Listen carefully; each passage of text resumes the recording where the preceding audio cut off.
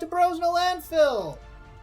I cut the roof of my mouth on Cheerios this morning. How are you Let's guys? fucking go! That wasn't an answer to Lunchbillion's question, Trybien, but thank you for your input. It was full of enthusiasm, so it's fine. Yeah. Okay. Yeah.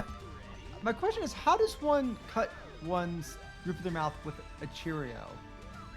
I don't know, man. It happened. Like, I'm damaged. You're gonna call me a liar? I mean, do they sneak like razor blades into your Cheerios in New Zealand? I think cereals, when they're still fairly dry, are just naturally pretty abrasive. I don't know. A lot of people like aren't as hardcore as me, as like just like starting to eat the second the milk is in there. People just let it kind of soak and stuff, and they're like more lackadaisical. And I just get all up in there. I don't think that's. I think it leads to more injury. I mean, I prefer a little bit of a crunch, like on my cereal. I don't necessarily want it to be completely soggy, Out of all this, I mean, if you were eating like cinnamon toast crunch, I could like So maybe these guys see that. eat cereal. I mean, I don't really. I eat like granola most of the time. I haven't had cereal in a while, but yes. Well, that's even more abrasive. Look, I mean, I'm gonna wait for the cycle. finding good gluten-free cereal is not as easy as you think, especially for a reasonable price. Yeah, that's true. Ah! I really I like. fucking hate those. I hate those silver moving back. I hate that obstacle. I love your blood-curdling screams of like actual fear and death. Yeah, it shows the amount of determination that Tar has. It's I like get it. It's like the stage name. it feels like Tar's playing this in VR, and so like he's like from his perspective, he's like super there, Yeah, and this dude, is super real. Imagine first-person Monkey nope. Ball. Dude, I can barely play that normal has first-person happened. games, let alone one where you're spinning around. What, That it's has happened? Yes. There was someone in the Super Monkey Ball Workshop Discord, I think it was, who managed to hook up Super Monkey Ball to VR and put the camera inside the ball. Oh my god. That Yeah, sounds like that sounds motion like sickness. nausea waiting to happen. Though I can imagine that maybe that makes it a bit easier to control. Maybe. There's just no way. There are some stages where playing in VR is advantageous because you get full control over where you are looking. I never considered that. And then there's stages like this where there's shit flying around all over the place. We probably You know, I don't think you get very many advantages in VR for this level in particular because this level is all pretty much flat.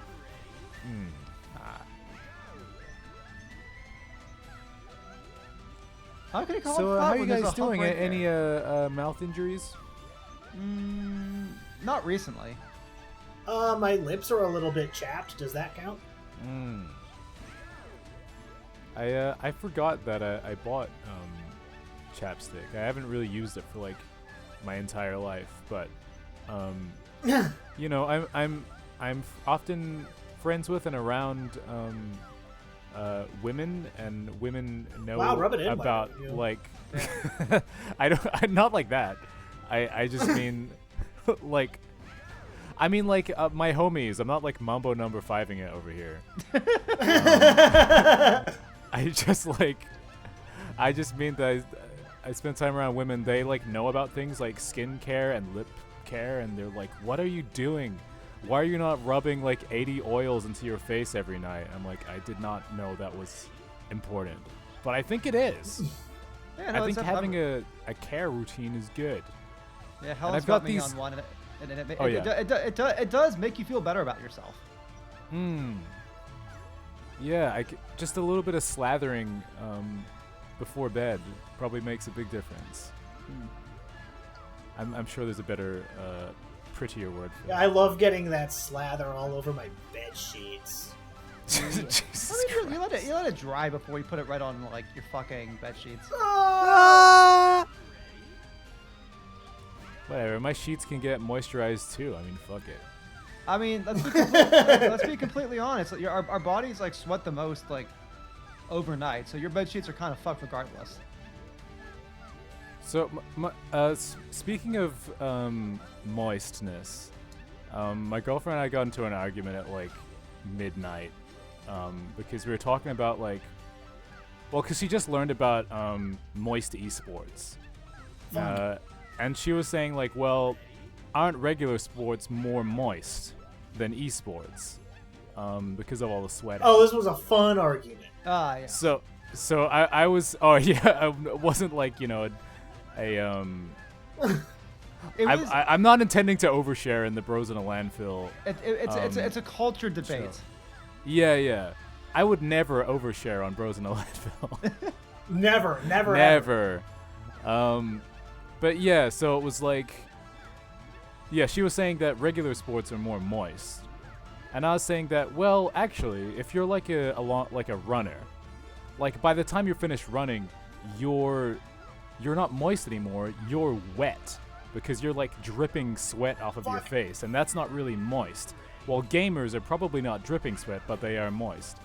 And so she made a chart. Good point. Yeah. She made a chart like the next day. Drew up a chart right then and there at midnight in the dark. Yeah. No, she envisioned the chart and tried to explain it to me, but we were both deliriously tired. So the next day, The best types of debates. so I received a 2-minute long video the next day in like the afternoon, which is definitely still her work time, and it was like with a very well like put together graph and with like, you know, immaculate handwriting, and it was saying that like over time, like basically the point is that to become wet from running, at some point you have to reach peak moist and exceed it. and that peak moist is higher than the moistness level ever achieved by the gamer. And at that point, I just had to sit down and say, you win, because she made a graph. Which is like, that means I lose. Yeah. So that's my story. So like, I would ask you guys where you weigh in on this debate, but she made a graph. So like, I don't know what you could even say at that point. I think I can say I'm finally getting the hang of the silver elbows. Oh, fuck. Well, Oh, okay, there we go. The silver elbow sounds like a kind of lame superhero. well, I'll say this. Like, I was gonna say it sounds like a lame dive bar. I'll go there. If you want my take on this, like moist, wet, which sport, like I think we need to talk with our actual professional monkey gamer here, who puts his blood, sweat, and tears into physics games about animals and balls rolling around. And Oh, so your professional opinion is to outsource your professional opinion. Yes. That's pretty professional, honestly. I'm gonna appeal to authority here. I don't know. You have not felt my hands right now. That's all I'll say. Oh man. So, would you say that your hands are very moist or that they are wet? Right now they are moist. I cannot say anything else for their state in the future. Without consulting your lawyer. He's not about to wait for the cycle here. He's not about to overshare on Bros in a landfill. Yeah. You're so right. Oh my god. That's crazy. That was so cool.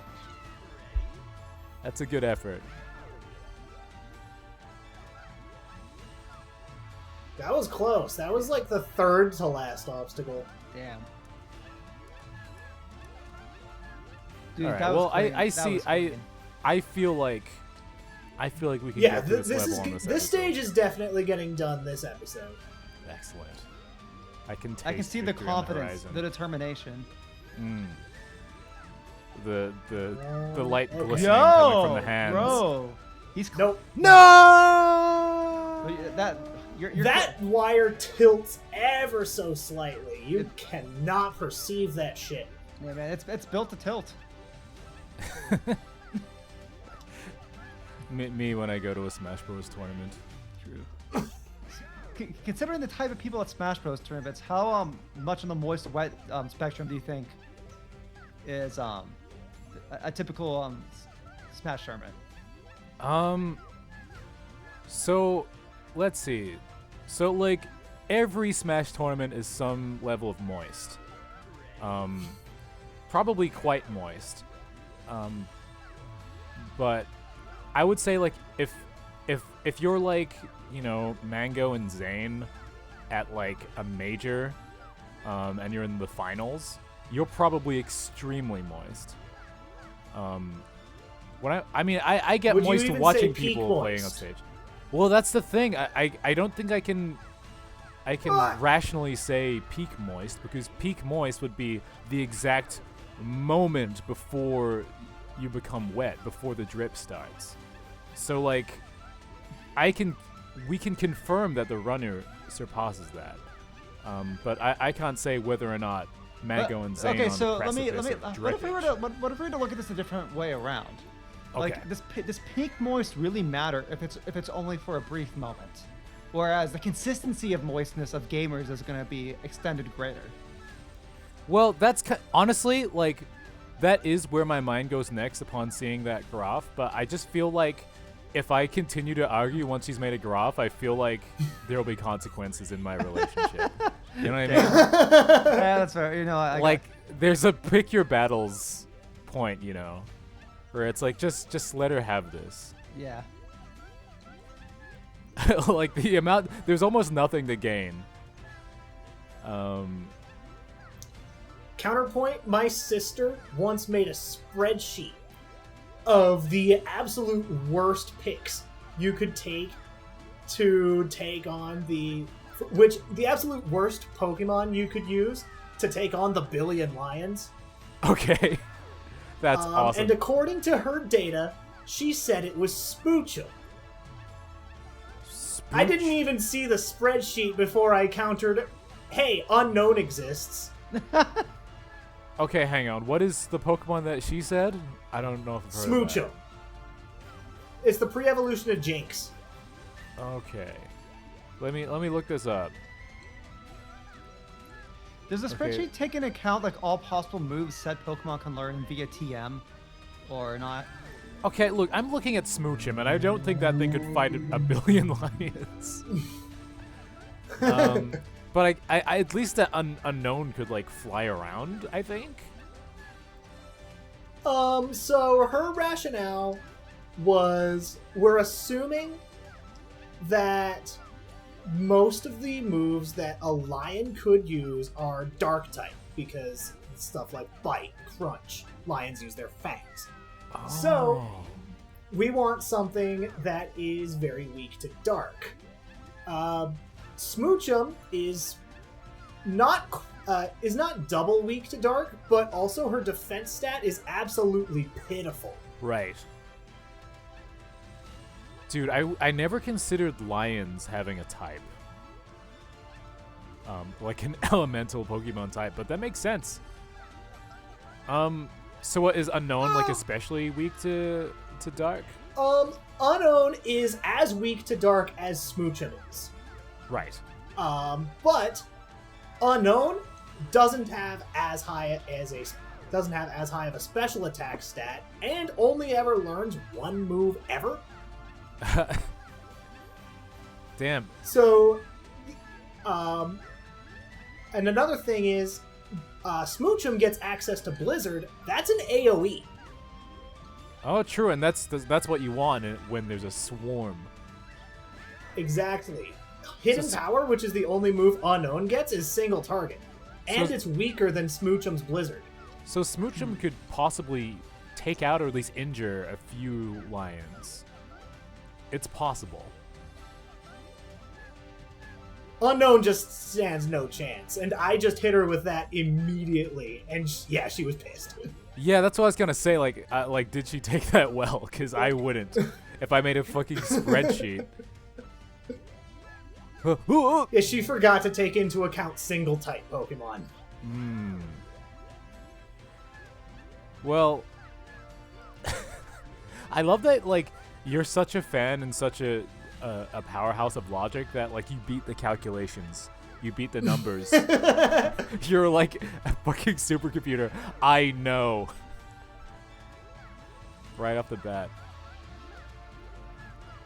I don't know if I know that much about anything to be able to answer so confidently and just on a whim.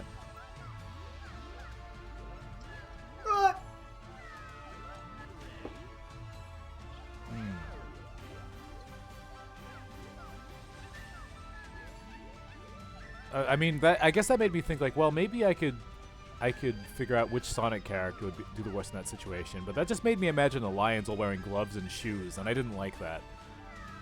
Yeah, I don't like that either. Stop talking. Oh, yes, sir. So are we so for unknown, are we for these Pokemon traits, are we only talking about game? Or are we talking about like even like in the anime? Like we were talking game stats only. okay. So yeah, then literally he can only like it's amazing. Like Unknown can't even learn any moves from TM or eggs. So yeah, he's stuck with Nope. it. Only one thing ever. Which hilariously in the anime he learns Psychic. Well, Unknown uses Psychic in the anime, which is pretty odd. Which would be better, but still it's only single target. True. Well, I don't know if it can be an AoE. I know in the games it's single target, but Well, then we need to see. it might be an AoE in the anime. Someone needs to present evidence of whether or not it can be used as an AoE in the anime. I don't like the tilting wire. It looks tricky. Yeah, it looks like it's tilting you. It is tilting me quite a bit. So if anyone out there is willing to look through roughly 800 episodes of Pokemon to see if Unknown ever uses an Well, AoE. it wouldn't have to be 800. You'd start in Johto because that's when Unknown came out. Oh, okay. Damn, he really does know You can everything. skip the entire Kanto arc. Get Dear, I'm freaked. not gonna make it. Get I made freaked, it. I made Brock. it. Okay. All right. Now, what about the TCG? Lions could easily eat cardboard. Yeah. Not a competition. Yeah, cardstock is not. Cardstock is not known for being able to withstand much. You've And got me certainly there. not 1 billion lions. I am presuming Tara is. I'm talking from experience here. We've all been I, hungry in a desperate situation. No comment.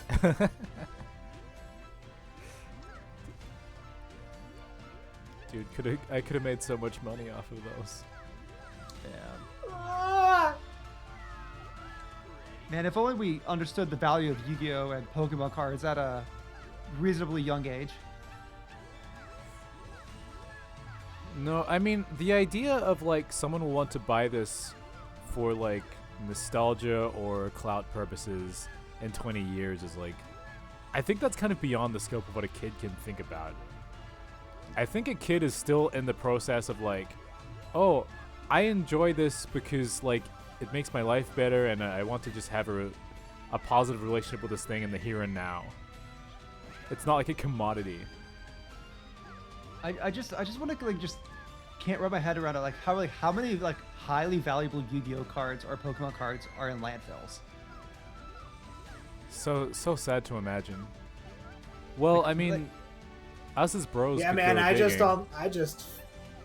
I just picked up this foil Charizard off the ground. Oh jeez. Holy shit. What was that even doing here? Okay, analyzing. Oh, yeah! yeah. There we go. We're back on the path. The path of justice. Oh, yeah! That was mildly horrifying. We're All gaming. right, waiting for the cycle. Yeah.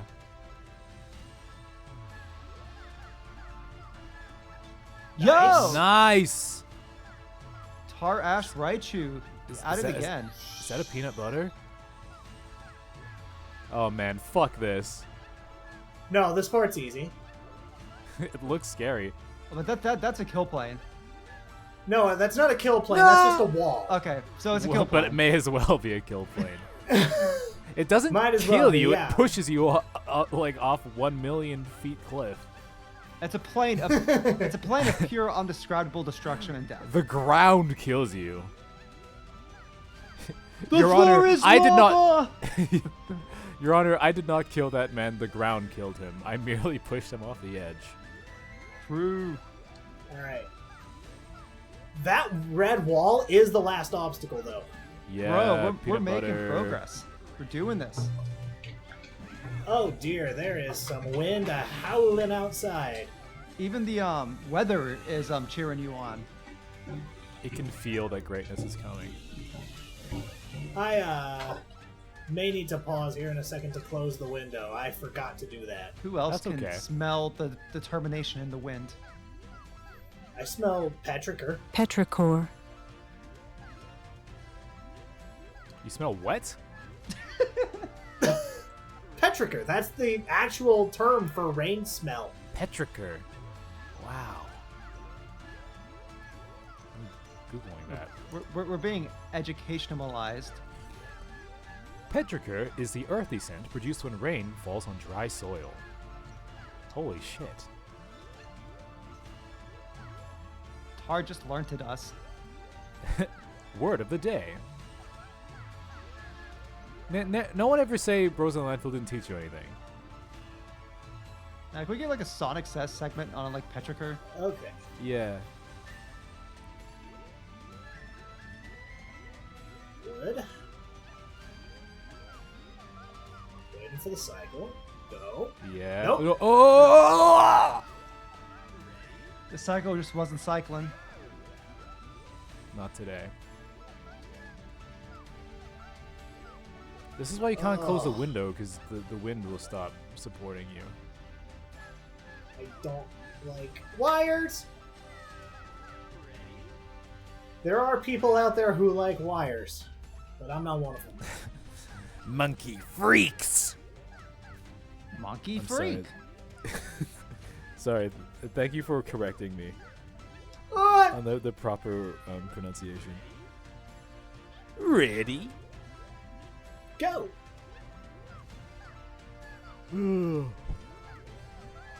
I know, Liz. It's boring looking at the same gameplay over. No, and I'm over again. I'm not bored. I am just a sleepy and Yeah, sloth-like individual. Yeah, he I'm was actually up having late quite a good time. He was up late arguing about the moistness of video gamers. Well, Oh! oh my Ooh. God, violence! That was spooky. I'm usually up for important reasons, you know. Well, I'm getting to the bottom of something. my hands are not wet yet, but they're very close. We're on the precipice. Perhaps peak moist. No, we're on the precipitation. Oh, thank you.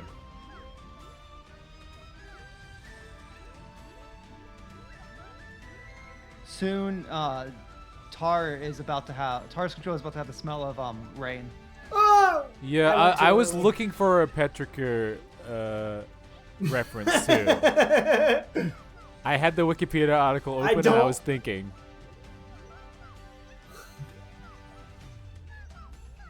I don't want to know what's inside my controller that coming into contact with water causes a petrichor set.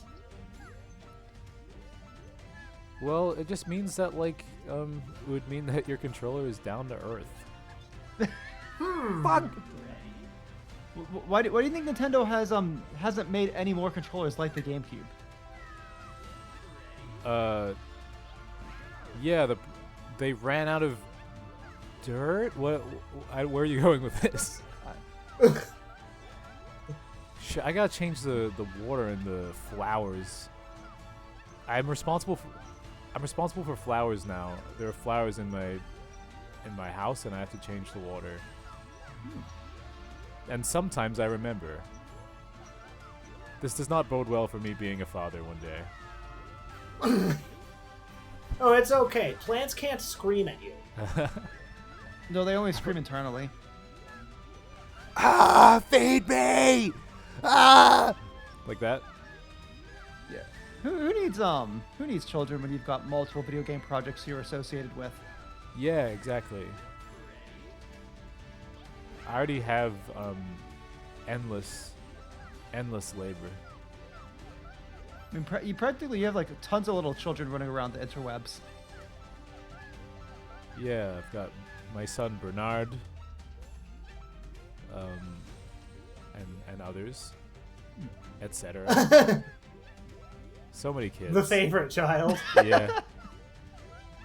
Well, Bernard is my most popular child. Yeah, we don't talk about Dagon. Well, no one knows. I don't know how common the knowledge is that Dagon is my son. Fuck. Yeah, he disassociated you. Well, I did literally like give up the rights to Dagon. So I don't know if I'm his dad anymore, or I don't know how that works. I mean, you're I'm just his biological father. Yeah, you're biological. Yeah. Yeah. Amazing. For those of you who are somehow listening this far and don't know about any of this, Dagon is a video game character that I invented that I gave to the game. I was just discussing with someone last night, actually. Damn it. Yeah, that's what I was actually up late last night. Someone was like, "Why is he okay in sunlight?" And I think we just came to the conclusion that he is a vampire, but he wears sunscreen. Are you sure just all the alcohol he drinks? Sorry? All the alcohol he drinks. Oh yeah, you're actually immune to sunburn if you're drunk enough. Well, only vampires. Only vampires. Yeah. Uh-oh. It's like they're already undead, so they don't have like any livers to destroy. So like they can just like reach that peak alcohol potency that repels the sun from them.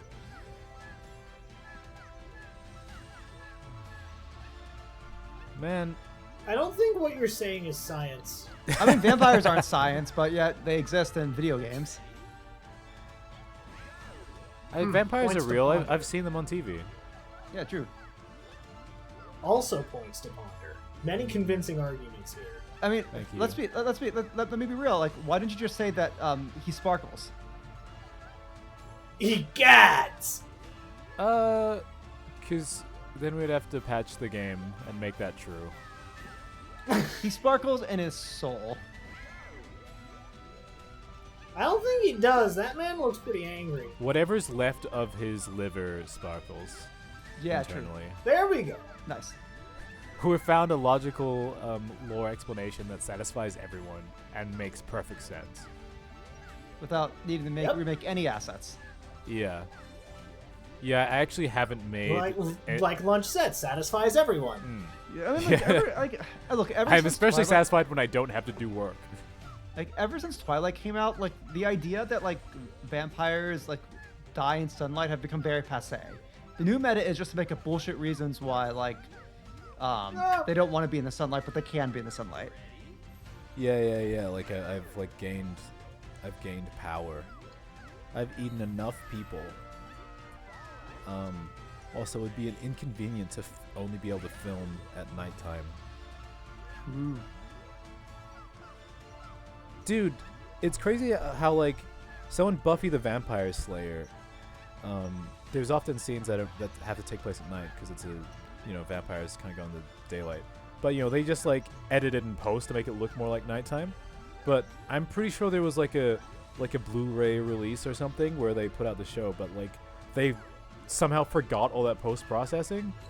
So like all the scenes that are meant to be edited into night scenes are just day scenes, which is, oh my god, that's fucking embarrassing. I don't know. It sounds like they're slying. No. Look. Now that hey, since Twilight came out, they didn't have to worry about all the post-processing because people expect vampires to be able to be in the sunlight. But it's a whole. Sure. It's fine. Twilight made it okay. Yeah.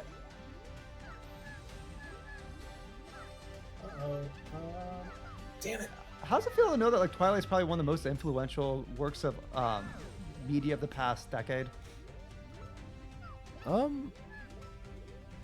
I mean, it must be up there for sure. I mean, like it. I don't think it's part of the past decade. I thought it was 2006. Wait, sorry? No, I'm thinking the movies probably.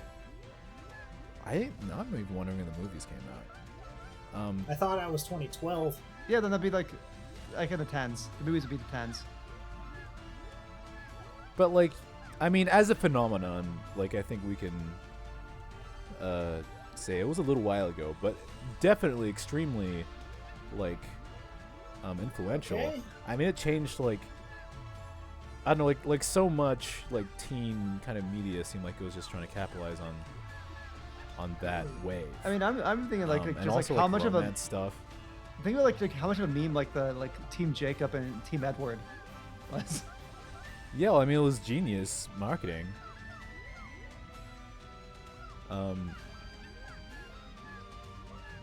Yeah, I don't know. I guess it's just like a big, like, thing for girls that did well. I haven't actually consumed the Twilight content. I've seen one movie because I was gifted it against my will. We're good. That's fun. But Good. nice. I'm glad that it paved the way for other things. Yeah, that I mean like more. like the Hunger Games. Yeah, I mean, I liked it when it was coming out. Or I read the books anyway. I was more of a Series of Unfortunate fan, Series of Unfortunate Events fan, which unfortunately the movie adaptation did not live up to the books. I keep thinking that wall is moving faster geez, we than lost it Tar. is. It is really scary. It looks alarming. I'm literally seeing red. I tried watching the TV show of Unfortunate Events, but I couldn't quite get into it. I say new, but like the Netflix one Yeah. with Neil Patrick Harris. Yes. I have not seen that one, but I think, my issue is like I think Jim Carrey was the perfect Count Olaf, aesthetically. Just the rest wasn't there. Yeah, I think just it needed to be a series. Like the story is a series of unfortunate events. Just I don't think works as a movie. Well, a friend of mine who grew up with the books really likes the show, so like, you know, I guess should if you're definitely into give it a that, chance at some point. But like, I think it's one of those things. I think the casting of the movie was great. It's just It's like they what a try to. waste. It's like they crammed 3 books into one movie. Yeah, that sounds kind of like incomprehensible. And I also I guess like as much as I like Jim Carrey as Count Olaf aesthetically, like I don't necessarily know if he should be a Jim Carrey character, at least in terms of like where those usually go. Yeah. He needs to be like a more like Oh dear, my phone's going off. no. Continue. He's because he's more of like a sinister, conniving character, like with his eccentricities. Yeah, so like, take my opinion with a grain of salt because like, I read like I think like half of the first book or something because like I had it for whatever reason. I think I had like my friend's copy and I like got like locked out of my house, so I just read like a bunch of the book. Good. And I never came back to it once I got back inside, but I actually quite liked how it was it felt actually genuinely quite tragic and depressing, a lot of it. And so I was surprised that like when I watched the TV show that the tone was a way more like whimsical than like and focused much less on like how sad the lives of the kids were. So And according to my friend, like the goofier tone is more like most of the series is more in this kind of whimsical direction, and it starts off darker than it really ends up feeling later. yeah, I think like so I think the first book, and I think it kind of necessarily needs to be, because I mean, Series of Unfortunate Events in a lot of ways is a dark comedy. Even like to the extent of like there's like the meta aspect of like the narrator author being a character himself in the story, kind of. Yeah. Like recounting these events. But like the first story kind of needs to be as dark and less whimsical as it is to really like build these characters so that like the goofier stuff happens later or the more whimsical stuff. But you're still like- invested in the characters from earlier. Yeah, and it allows like the absurdity to build. Like there's a lot of like absurd elements that are absurd not because the characters themselves are goofy, but because the world is goofy. Yeah, well, I actually like a show that like starts off kind of ground and then increasingly gets fucking insane. I really appreciate that about the Preacher TV series. But yeah, I just found like in the TV show, the beginning still felt like I don't know, more fun than I was hoping for or something. And I definitely I need to imagine I need to tear up a little bit before you get too silly or something. I don't know. But I also have to wonder if like maybe like part of that as well is that Series of Unfortunate Events might just be unadaptable, especially that first book. It is like it's a crazy thing. Yeah, because because I'm trying to think of the right way, like to sort of like frame For the cycle. frame this. Like I had the words before, but it's midway. Oh, yeah. There we go. like Series of Unfortunate Events is almost like it's almost like dystopian fiction without it like being a dystopia. And like a lot of dystopian fiction kind of relies on like existing in a world that's foreign to you, that feels off-putting and jarring, but which kind of like is the existence of living in like Olaf's house at the beginning, you know? Ah! Oh, that is a kill plane. Oh, actually. damn. Dude, I fucking called it. Hilarious. Dude, I was expecting you to just get fucking incinerated.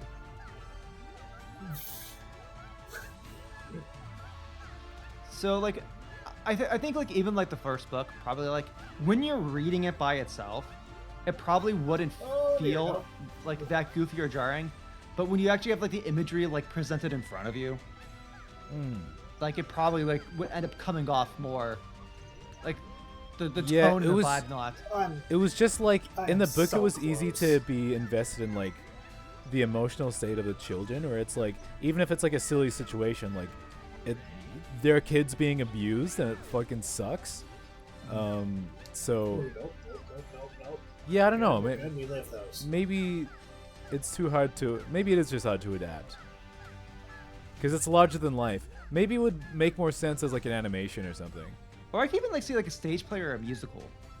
Oh, I would fuck with that. 100%.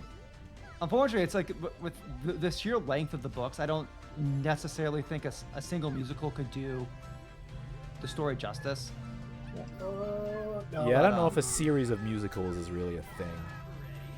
Outside of like maybe like a contemporary YouTube stuff, you know. But yeah, musicals are generally expected to be standalone.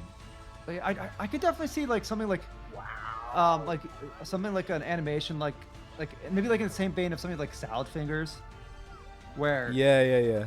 you can really like lean into like how absurd things are with like the cartoonish aspect without it feeling because like I think when you get some of that cartoonish stuff in like in real life stuff, that it creates that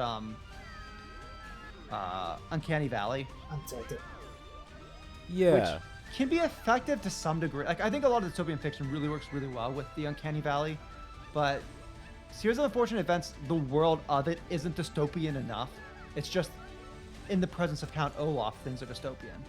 I think you just like need like a really good vision, like, because for a long time people thought that you, like superhero movies and stuff were really way more reserved than they are now. And I'm not saying that we're in a golden age of superhero movies now, but like, you know, everything that, like the golden age of the MCU or whatever is like, you know, they went pretty crazy and colorful and ridiculous costumes and crazy supernatural stuff. And audiences liked it. They just needed, I guess it needs to be well designed, and like, I guess they also slowly kind of put people into that world, because like, you know, like Iron Man on its own or whatever isn't too crazy, but eventually we've escalated to like fucking like wizards and shit, and it's like, yeah, okay. Which also I guess makes me wonder if maybe part of the problem with the Series of Unfortunate Events adaptations is just a bad interpretation of Count Olaf as a character. Maybe.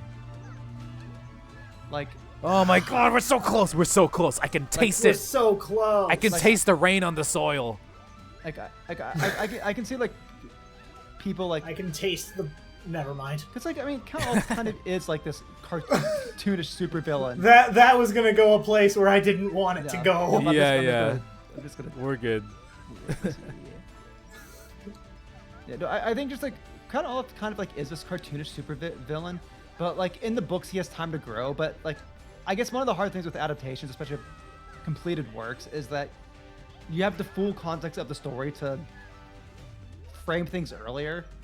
So I have to wonder if maybe people just see like, oh, he's a goofier character like midway and through the end, and like that leads to the direction of his character earlier on, where he kind of like needs to build into that goofier role as he's like I'm trying to think if there's like a good like parallel, but like you know like how there's like some like villain characters like in cartoons who kind of start off as like more subdued or normal, and then like the more times that they're beaten, the more desperate and crazy they get. Well, that sounds like Jim Carrey Eggman. Yes, I mean, you know what? Fuck, Jim Carrey was perfect for Olaf. Count Olaf. Yeah, you got the more ground, like still ridiculous, but like kind of grounded in like some kind of character motivation and like, you know, humanity, and then like increasingly is just a fucking insane, buzzy guy. Yeah, I feel like I need to revisit that because like I think like the Series of Unfortunate Events movie, I think like overall had like a lot of good things going for it, but maybe it was just that like it was cut down to a movie and then like had like it was written to be a movie with like things for general audiences in there. Yeah. The dreaded general audience. Yeah. I love how much the tone of this episode has changed from when we started it. Look, I mean, like, look, just all these cartoonists Count Olaf characters, like, they just need to take him and they needed to cut the roof of his mouth. Yeah. If Jim Carrey just like cut himself on a Cheerio before they started filming, that movie would have been great. Yeah. I just like we have like just like two modes. It's like we're either like delirious and fucking insane, or we're like locked in on like some deep cut like you know nuance of some nerd thing. No! That's not the end, but like, fuck. All right. I hate how you can see the goal from here. Right, that's not the goal. That's just a fucking thing in the background. I was cheated and I was lied to. It's even worse that it looks like it could be a goal. Yeah, what is Are you the talking about that structure and that just went off the right side of the screen? Yeah. I might be stupid. Might be is a understatement. It's like, You're right, I am stupid. Room temperature IQ in Celsius. but don't worry, we're nearing an hour, which means that we've accrued enough watch time. So, therefore, We're so close though. We're so close. Therefore, that means Tar's about to beat this. Of course. I can feel it in the wind. Like he's been performing better on that Nope. last obstacle when he's not like tilted on the earlier ones. I can feel that it's possible. Sometimes you just need to burn some lives to refuel yourself before doing a long run. So you have to burn some people alive? What? No, I said burn some lives, but yes, that too. Oh my god. Yeah, literally what you said. Burn some people alive. Yes. Yeah, you just said the same thing twice. But only the people who deserve it, which are people who don't like Monkey Ball. Yeah, or people who enjoy wires in Monkey Ball. Oh god, that, like yes, specifically, yes. Please don't. Yeah, please don't. I actually need one of those wire enjoyers to come up with an absolutely dog shit score route for my stage. LMAO. And I can't wait for Tar to have. I know I showed Lunchbillion, but I showed Trybien. Yeah, you should. But yeah, man, I can't wait for Tar to have his full like pack done so that we can play the Umbros in a landfill. Oh, I'm not doing a full back. Yes. He says that now. Do you think I have 100 ideas for stages? No, but they Plus post-game content? look. Give it some time. They'll come. You can outsource some. You can outsource most of it. I'm sure there's enough fan-made stages already that you can just jam together into one big stages over and over again to make 100 stages, like in different deviations. Hold on, I'm locked in. We're locked in. Wait for the cycle. Are we locked in? I do not like this. We're good. That moves slightly faster than you think it does. Oh my god. I got nervous. I mean, like, you're on a too. fucking, like, wire. Of course you are. Hey, I just wanted to go ahead and take back any disrespectful comments I made about burning wire enjoyers alive. Yeah, that was kind of fucked. That was a joke in poor taste. Not as poor as the wire enjoyer's taste.